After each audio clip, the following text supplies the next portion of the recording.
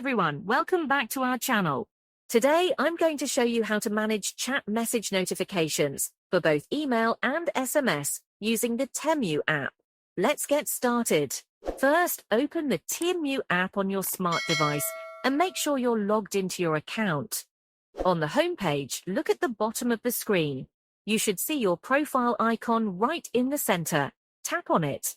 You'll be taken to a new page. From there, find the Messages option in the drop-down menu and tap on it. This will open a new page where you'll need to locate the Notifications option in the upper right corner. Click on that.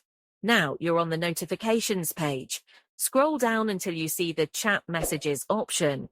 Click on Edit to proceed.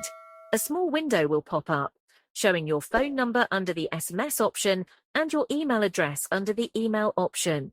Here, you can choose whether to turn on or off notifications for SMS and email.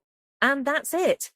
By following these simple steps, you can easily customize your chat message notifications to fit your preferences. If you found this guide helpful, give us a thumbs up and don't forget to subscribe to our channel for more tech tips and tutorials. Thanks for watching, and we'll see you in the next video.